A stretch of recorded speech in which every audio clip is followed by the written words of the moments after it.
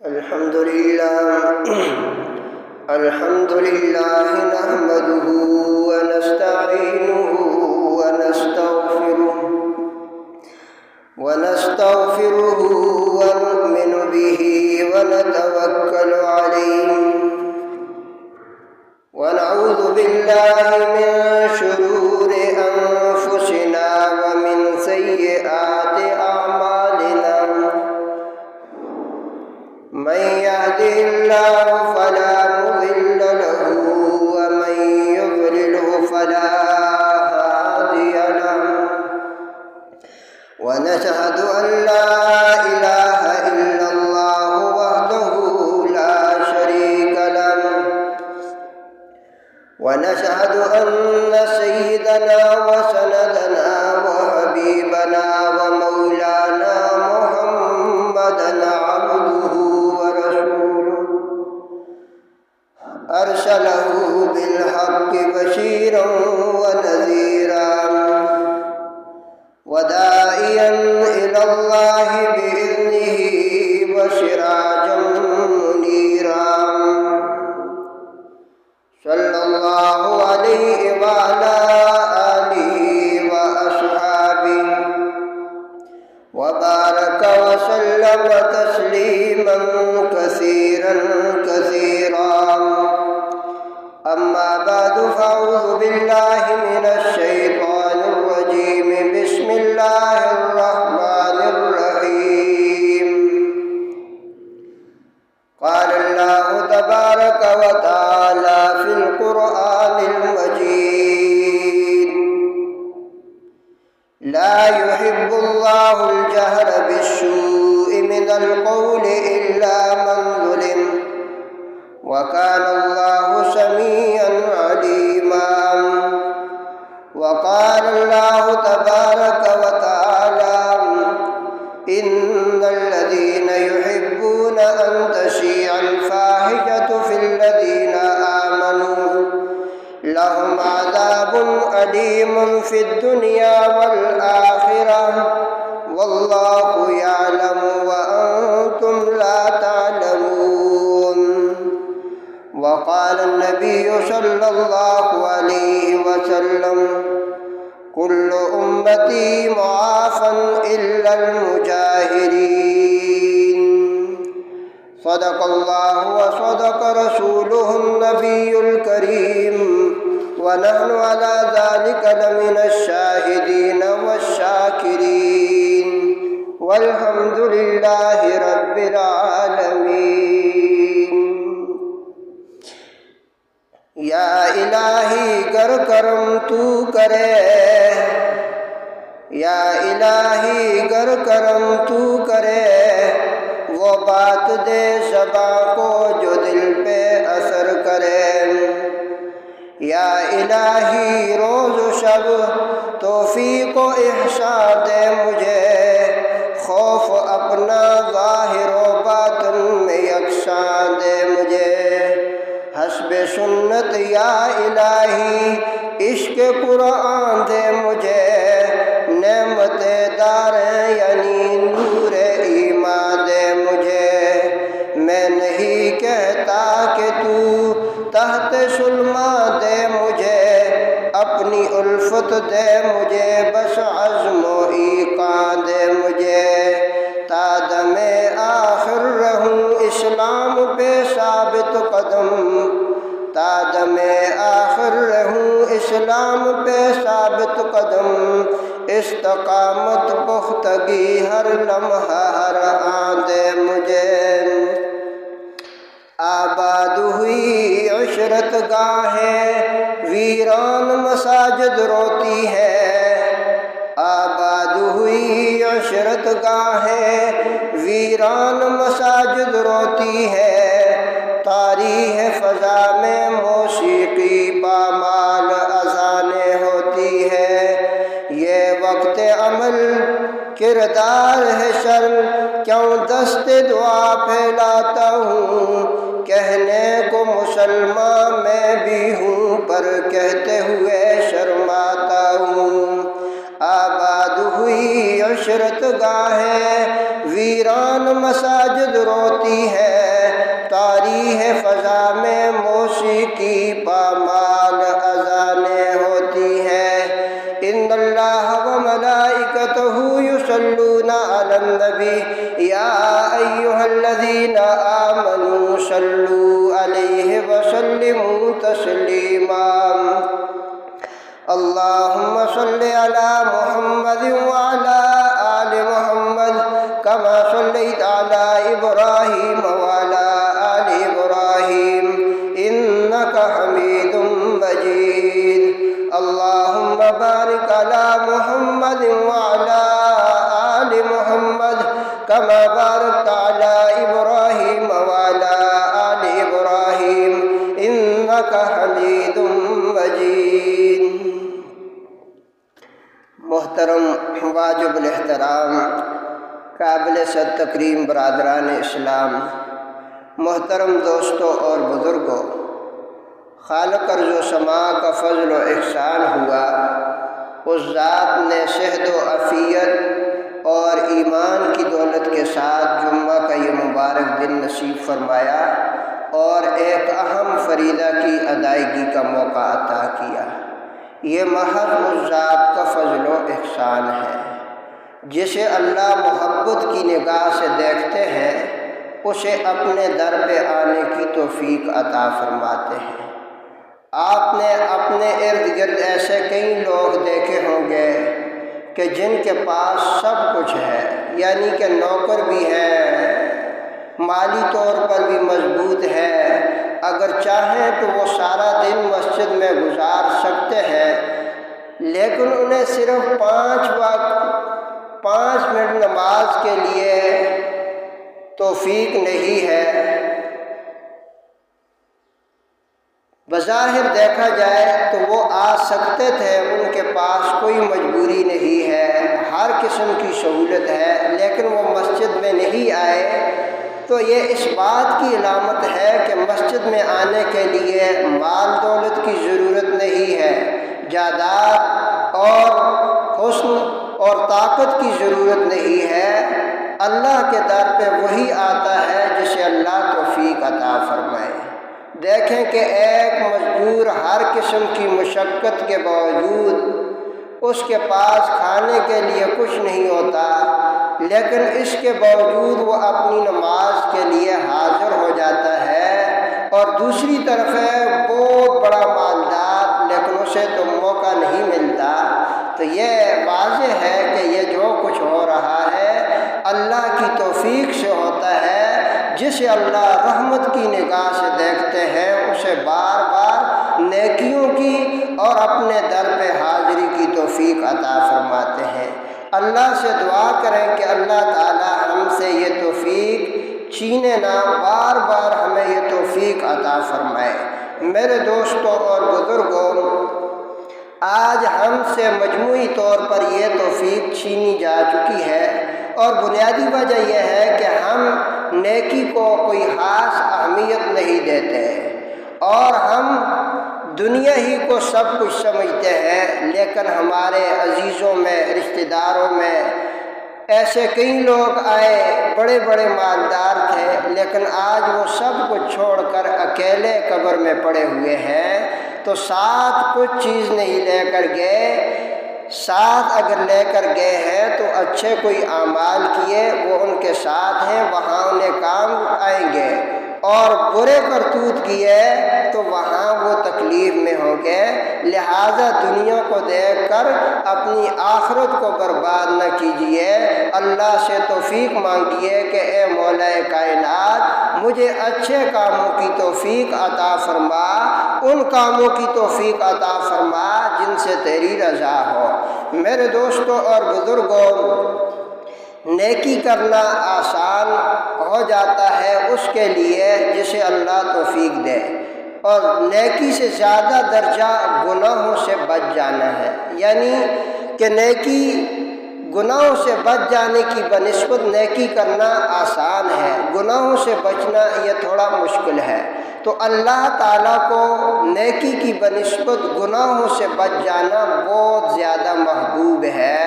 کہ جب بندے کے سامنے گناہوں کے تمام اسباب موجود ہیں وہ گناہ کر سکتا ہے، کوئی اسے روکنے ٹوکنے والا نہیں ہے، لیکن درمیان میں اللہ کا خوف مانے آ جاتا ہے، وہ سوچتا ہے کہ میرے اللہ تو مجھے دیکھ رہے ہیں، یہ اللہ کی نافرمانی ہے، بغاوت ہے، یہ سوچ و فکر اسے گناہ سے روک دیتی ہے۔ فرمایا یہ بندہ بہت بلند مقام پر عند اللہ پہنچ جاتا ہے، جیسے قرآن کریم میں غالباً سورہ نازعات میں ہے، آخری پارے میں وَأَمَّا مَنْ خَافَ مَقَامَ رَبِّهِ وَنَهَى النَّفْسَ عَنِ الْهَوَىٰ، فرمایا وہ شخص جو اپنے رب کے خوف سے گناہوں سے رک گیا،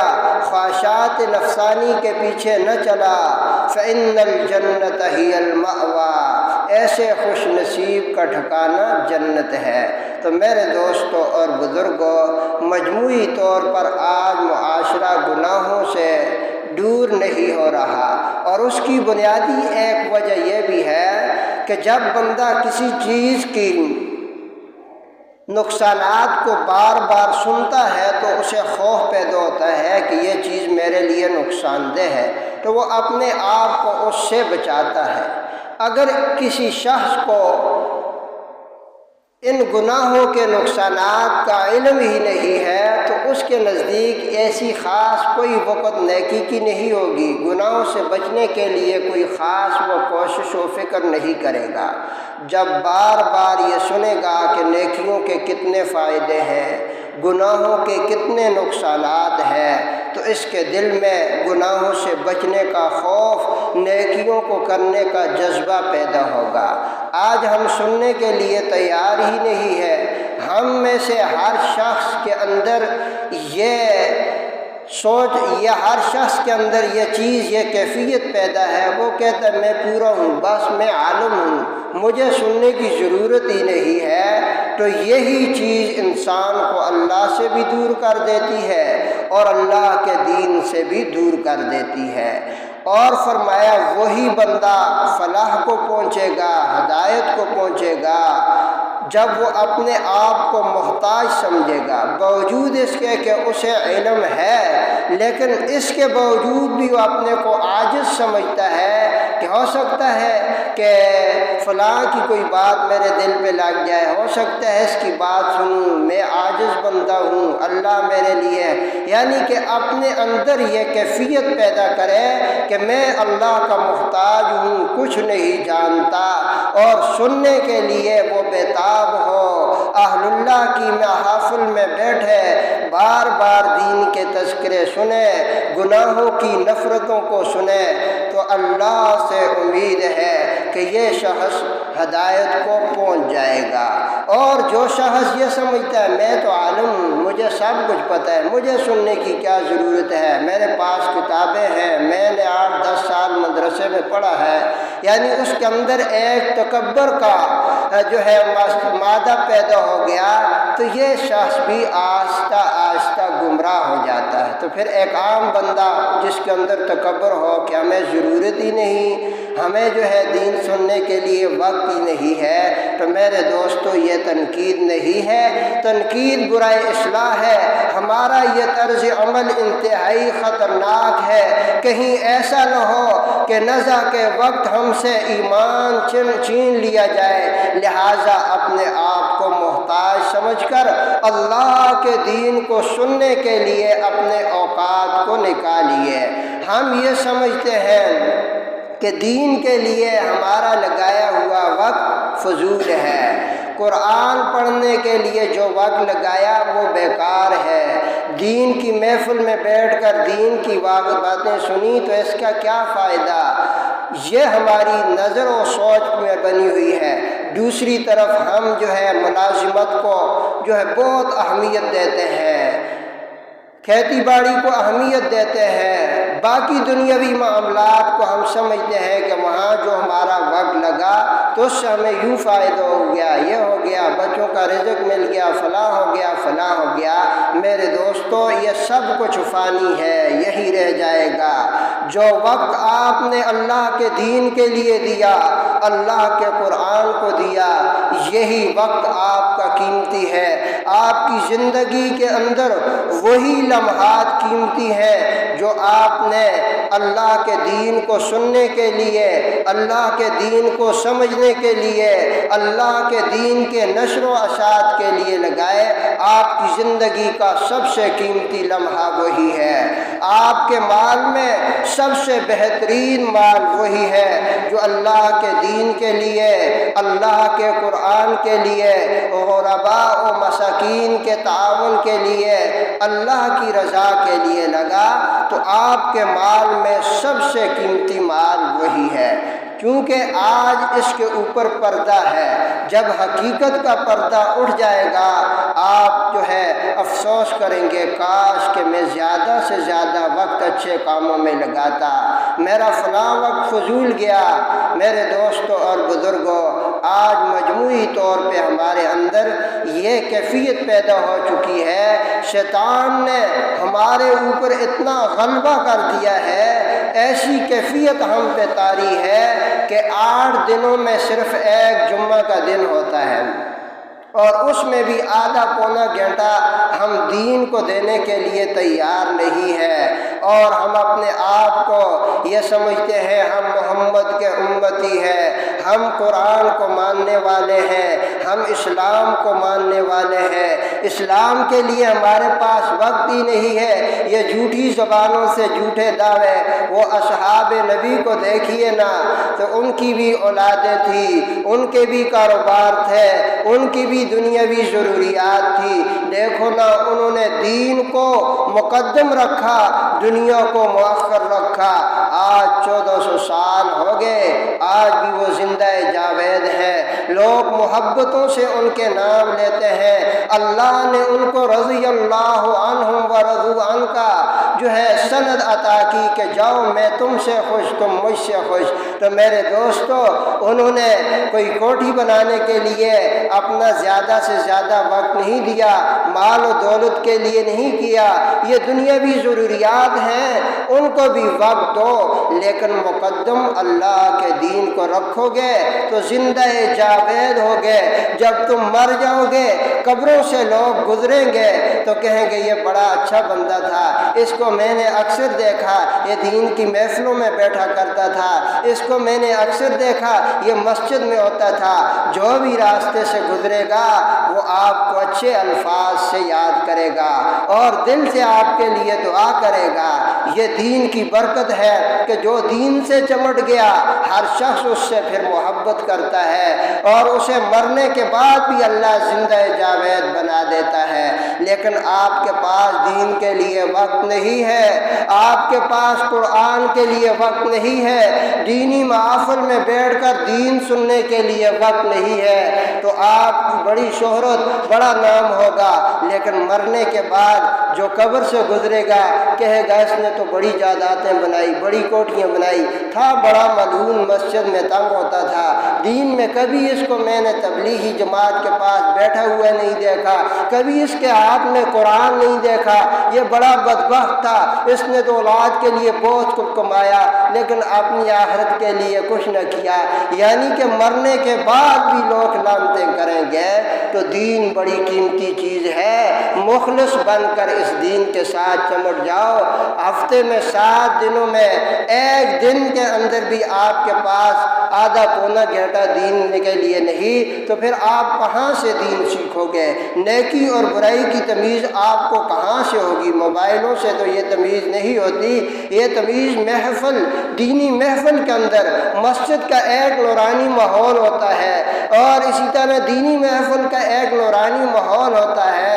اس ماحول کے اثرات سے آدمی کا اندر بدل جاتا ہے، اس کا دل بدل جاتا ہے، دل کی تاریکیاں مٹ جاتی ہیں فرشتوں کے ماحول میں بیٹھ کر۔ تو اللہ سے دعا کریں ہمارا یہ جو خطرناک طرز عمل ہے، اللہ تعالیٰ اس خطرناک طرز عمل سے ہماری حفاظت فرمائے، ہمیں دین کے لیے مخلص بننے کی توفیق عطا فرمائے۔ تو بہرحال میرے دوستوں اور بزرگوں،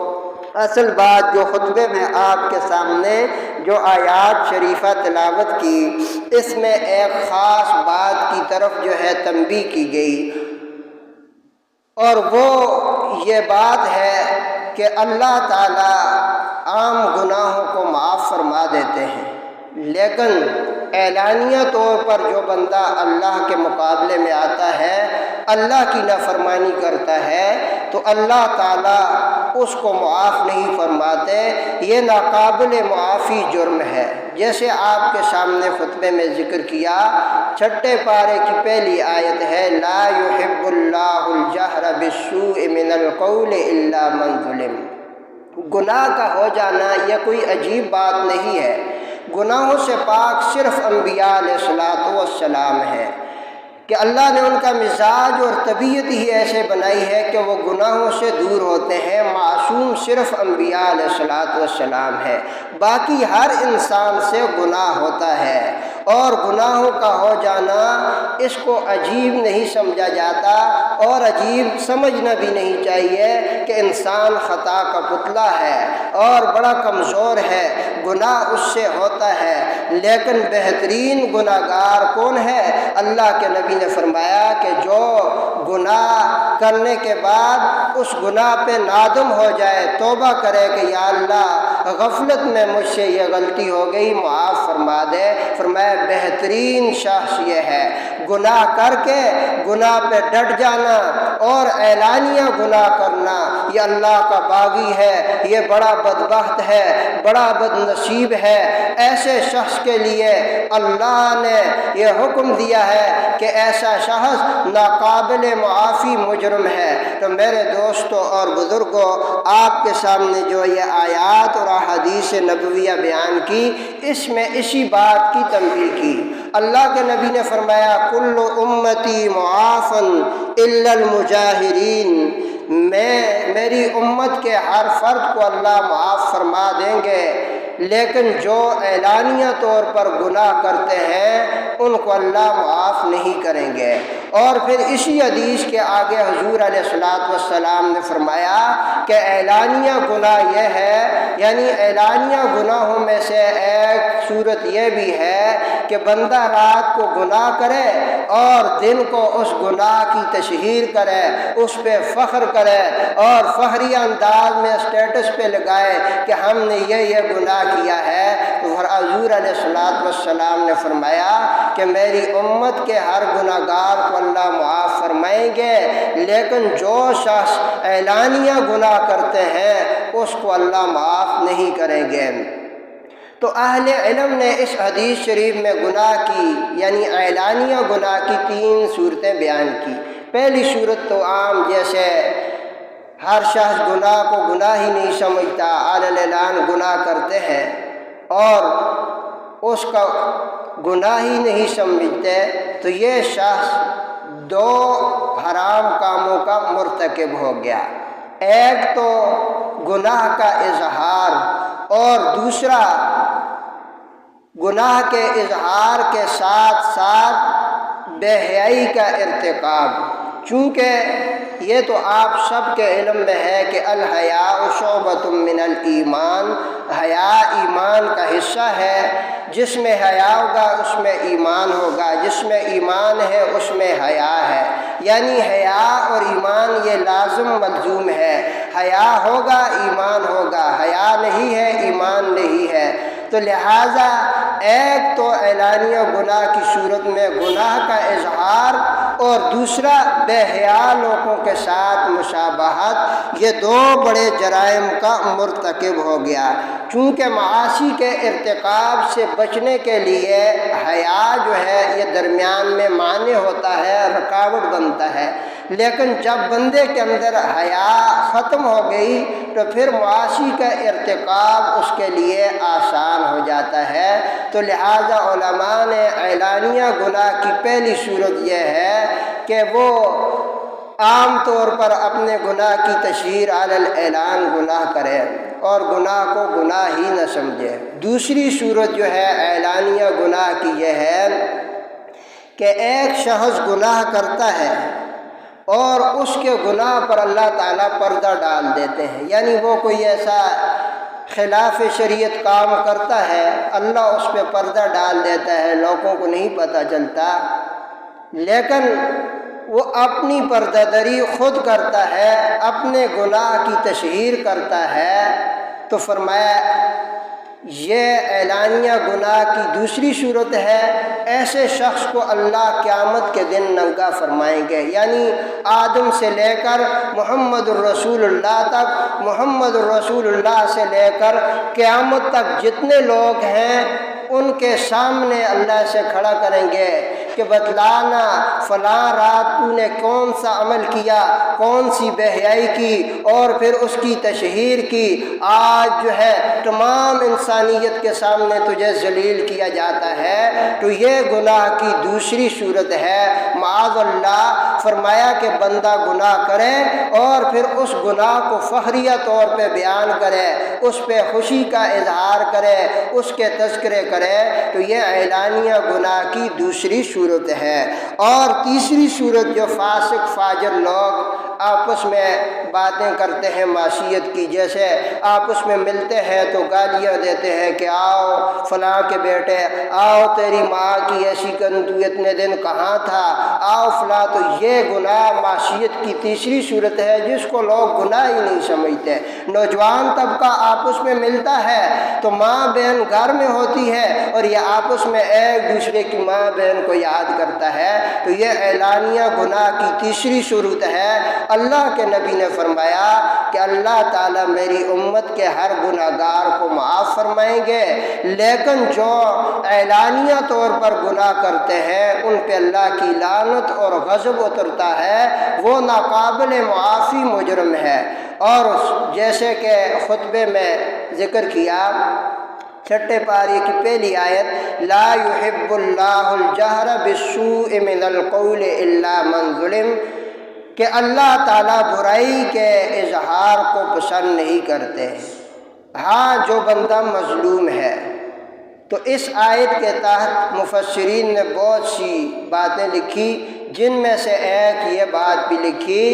کہ جو بندہ اعلانیہ گناہ کرتا ہے اللہ تعالیٰ اس کی غیبت کی اجازت دیتے ہیں کہ اس کی غیبت جائز ہے۔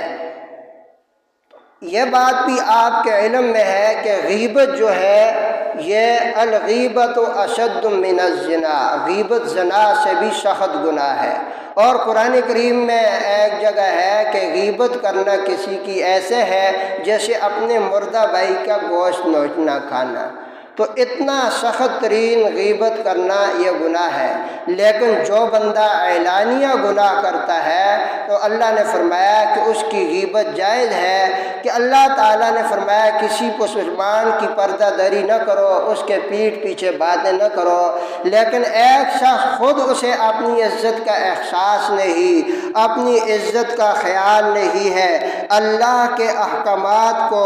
وہ رون ڈالتا ہے، تو فرمایا اس کی عزت لوگ کیا کریں گے؟ لوگ بھی اس کے پیٹھ پیچھے کہیں گے یہ بڑا بے غیرت تھا، بڑا کمینہ تھا، بڑا باغی تھا، یعنی کہ مختلف طریقے سے اس کی برائیاں بیان کی جائیں گی۔ تو چھٹے پارے کی پہلی آیت لا يحب اللہ الجہر بالسوء، اس آیت کے تحت فرمایا کہ ایسا شخص جو اعلانیہ گناہ کرتا ہے اس کی غیبت جائز ہے، لوگوں کو سمجھایا جائے کہ فلاں بڑا جو ہے بے حیا ہے، فلاں نے فلاں جیسی بے حیائی کی، لہٰذا اس بے حیائی سے خود کو بچاؤ، تو فرمایا یہ غیبت کے زمرے میں نہیں آئے گا۔ تو بہرحال میرے دوستوں اور بزرگوں، جو شخص اعلانیہ گناہ کرتا ہے تو گویا کہ وہ اور لوگوں کے لیے سراپا دعوت ہوتا ہے، یعنی اپنے عمل سے اور لوگوں کو بھی دعوت دیتا ہے ایسا ایسا کام کرو، تو ایسا ملعون بدبخت شخص پورے معاشرے کے لیے بیہودہ روایت کو رواج دینے والا ہوتا ہے اور وہ برائی سے پورے معاشرے کو آلودہ کرتا ہے۔ قرآن کریم میں غالباً سورہ نور کے اندر ہے کہ ان الذین یحبون ان تشیع الفاحشۃ فی الذین آمنوا لہم عذاب علیم فی الدنیا والآخرہ، جو شخص یہ پسند کرتا ہے یا اس بات کا ارادہ رکھتا ہے کہ مسلمانوں کے اندر بے حیائی کو فروغ دیا جائے، بے حیائی کو عام کیا جائے، لہم عذاب علیم فی الدنیا والآخرہ، ایسے شخص کے لیے دنیا اور آخرت میں بڑا دکھ دینے والا سخت ترین عذاب ہے۔ میرے دوستو، یہ کوئی افسانہ یا کسی عام آدمی کی بات نہیں ہے، یہ اللہ کے کلام اور قرآن کریم کی آیت ہے کہ ان الذین یحبون ان تشیع الفاحشۃ فی الذین آمنوا لہم عذاب علیم فی الدنیا والآخرہ۔ تو فرمایا ایسے لوگوں کے لیے بڑا دردناک عذاب ہے۔ آج کے دور میں المیہ یہ ہے کہ ہم میں سے ہر شخص، ہر مرد و عورت ایسے لوگوں کو اپنا آئیڈیل بنا رہے ہیں کہ جو لوگ اعلانیہ طور پر مختلف انداز میں مسلمانوں کے اندر بے حیائی پھیلاتے ہیں، جیسے مثال کے طور پہ یہ فلمی ایکٹر ہے، یہ بعض فلموں کے ذریعے لوگوں کی ایسی ذہن سازی کرتے ہیں کہ آپس میں بے حیائی کو فروغ ملا جائے اور بے حیائی عام ہو۔ تو میرے دوستوں اور بزرگوں، ان بد نصیب لوگوں نے تو اپنے لیے بری راہ کا انتخاب کیا، اپنے آپ کو تو وہ برباد کر رہے ہیں مختلف طریقوں سے، فلموں کے ذریعے سے، عشقی اور معشوقی کی سٹوریوں سے لوگوں میں بے حیائی پھیلا رہے ہیں، لیکن ساتھ ساتھ اس بات کو انہیں اندازہ نہیں ہے کہ جیسے احادیث کی تشریح میں ذکر کیا گیا کہ جو لوگ اعلانیہ گناہ کرتے ہیں اور فسق و فجور کو عام کرتے ہیں، فرمایا ان پہ اللہ کی غضب اور لعنت اترتی ہے، باوجود اس کے کہ ان کے اندر نیک لوگ بھی موجود ہوں، علماء صلحاء موجود ہوں، لیکن اس کے باوجود بھی اللہ کی لعنت، اللہ کا غضب پھر سب پہ اترتا ہے۔ لہذا اعلانیہ گناہ بہت بڑا جرم ہے۔ جیسے صدیقہ کائنات حضرت عائشہ رضی اللہ تعالیٰ عنہ کی روایت ہے، وہ فرماتی ہیں کہ حضور علیہ الصلوۃ والسلام نے فرمایا کہ میری امت کے اندر خسف بھی ہوگا اور مسح بھی ہوگا، قذف بھی ہوگا۔ قذف سے مراد یہ ہے کہ زمین پھٹے گی اور مختلف طریقوں سے بعض بستیوں کو، بعض لوگوں کو زمین میں دسا دیا جائے گا۔ مسح سے مراد یہ ہے کہ لوگوں کی شکلوں کو مسح کر دیا جائے گا، بندر و خنزیر، درندے بنا دیے جائیں گے۔ اور قذف سے مراد یہ ہے کہ پتھروں کی بارش ہوگی۔ صدیقہ کائنات نے حضور علیہ السلام سے پوچھا کہ اللہ کے نبی، کیا ان کے اندر علماء صلحاء کی موجودگی ہوگی اور اس کے باوجود ان کے اوپر یہ عذاب اتریں گے؟ حضور نے فرمایا ہاں، جب خباثت عام ہو جائے پھر نیک اور بد سب پہ اللہ کے عذاب نازل ہوں گے۔ تو میرے دوستوں اور بزرگوں، ہم اپنی حالت پہ غور و فکر کریں کہ آج ہم کس کیفیت میں ہیں، آج ہم کیا کر رہے ہیں۔